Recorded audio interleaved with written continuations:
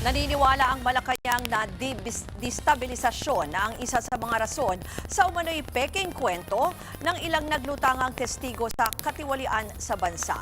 Kasunod po ito ng pagbaliktad ni Orly Gutesa sa mga pahayag niya laban kay dating Speaker Martin Romualdez. Para sa detalye live mula sa Malacanang, may Express Report si Maricel Halili Mase. Ano ba ang posisyon ng Malacanang dito sa pagbawi ng testimonya ni Gutesa?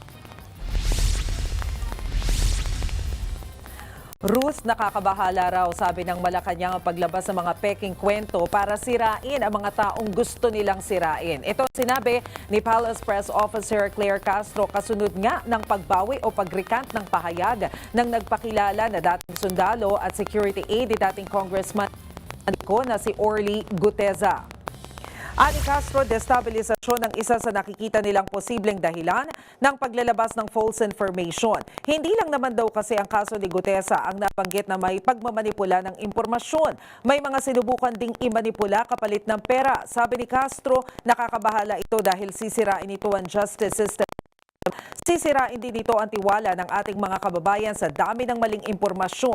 Hindi raw ito dapat manaig dahil hindi ito ang direksyon na nais ni Pangulong Marcos. Sabi ni Jose Castro, dapat imbestigahan ang pangyayaring ito para matukoy kung sino ang mastermind at sampahan ng kaso.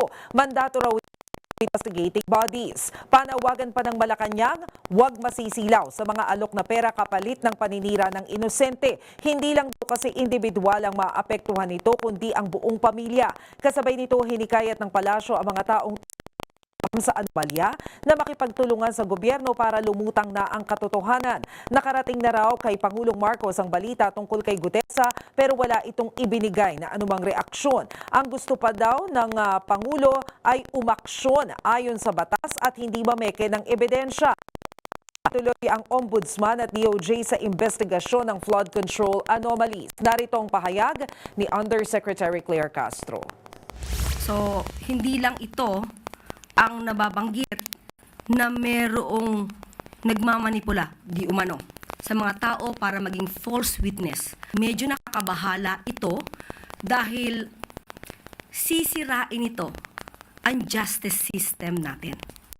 Sisirain din ito kung ano ang paniniwala ng ating mga kababayan dahil mas maraming papalutangin na maling impormasyon, hindi po dapat ito manaig.